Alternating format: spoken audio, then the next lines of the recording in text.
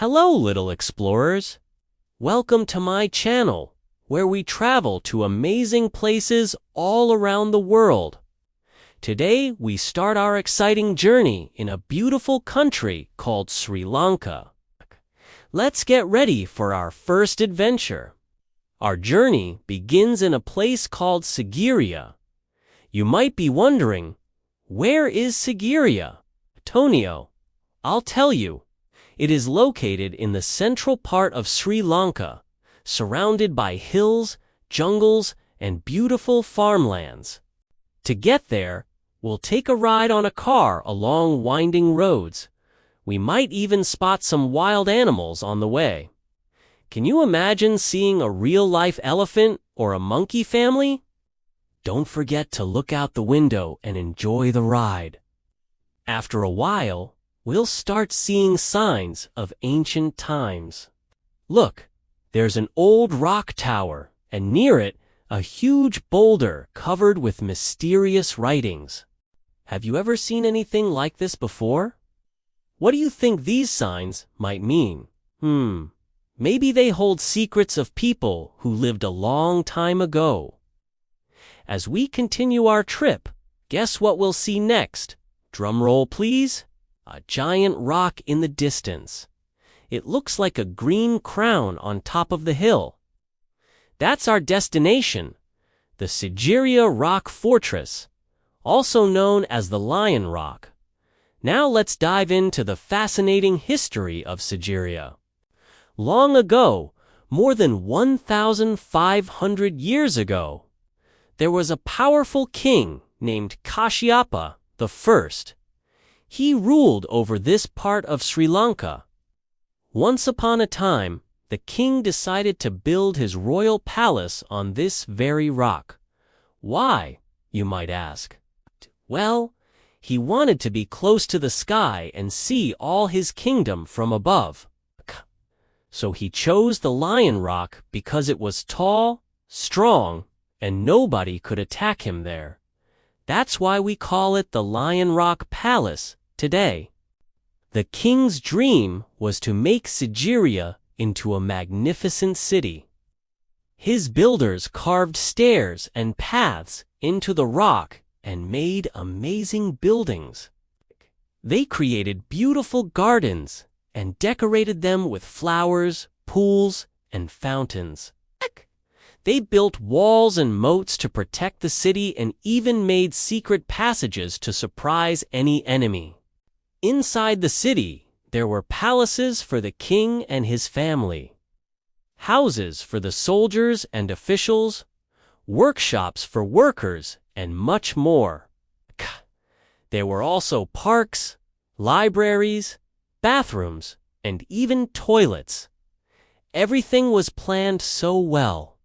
People could live and work comfortably on the rock. But wait, I hear you asking, what about food and water? How could people get them on such a high rock? Well, don't worry, I've got that covered. The king's engineers dug tunnels and brought water from a nearby lake. They planted fruits and vegetables in the gardens. And overall, people enjoyed a healthy life at Sigiriya. But living on a rock was also fun. Children could play hide and seek in the passages, and everyone could watch beautiful sunsets and cloud formations every day. Now let's talk about the Lion Gate. It was the main entrance to the Lion Rock Palace. Imagine entering through a giant lion's mouth. Wouldn't that be exciting? The lion's nose was the lookout tower where guards could see everything around. The two giant ears were like towers protecting the gate. And when you entered through the mouth, you would see a beautiful courtyard with trees and flowers. It really looked like a royal welcome.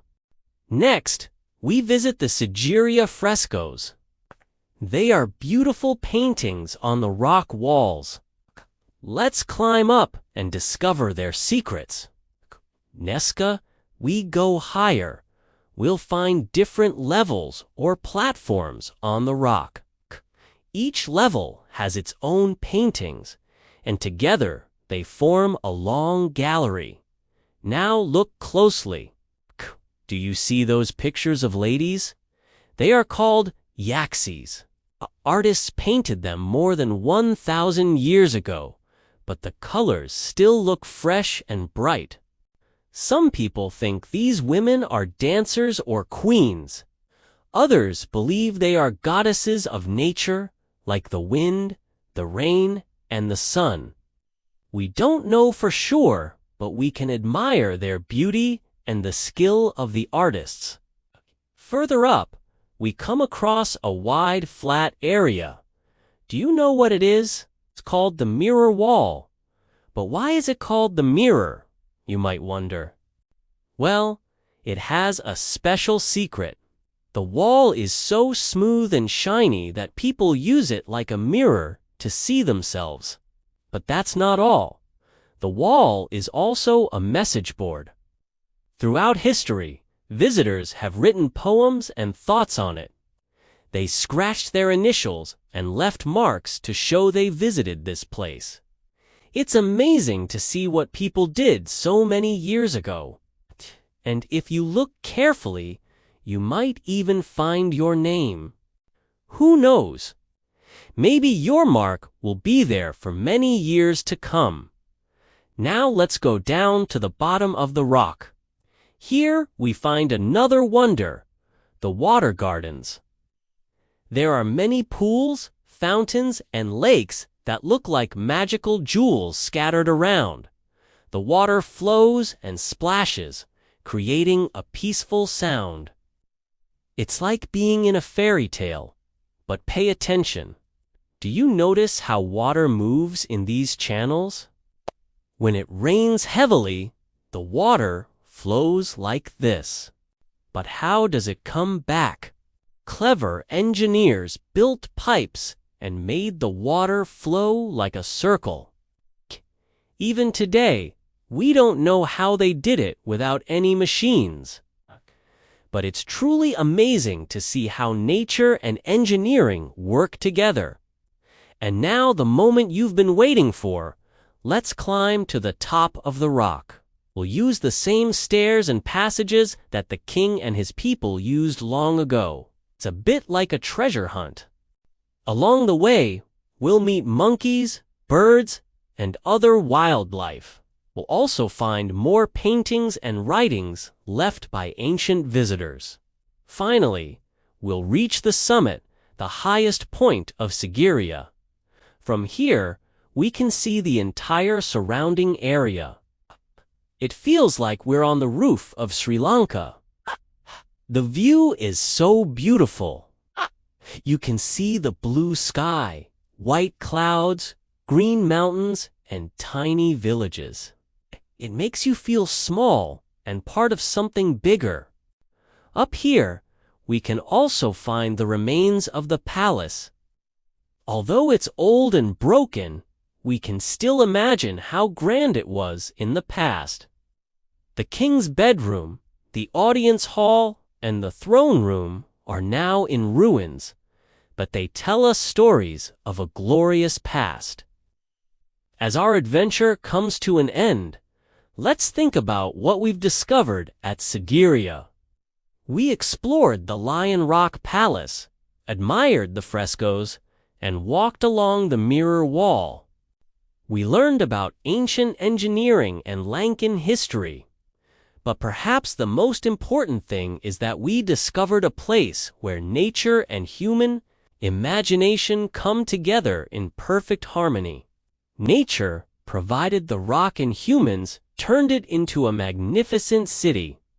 Sigiriya inspires us to dream big, to use our creativity and to respect the wonders of the natural world. Now it's your turn to share your thoughts. Which part of Sigiriya did you like the most?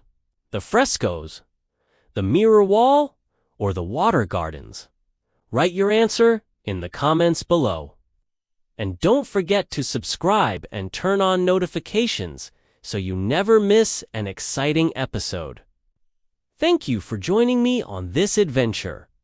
Until next time, keep exploring and stay curious. Goodbye.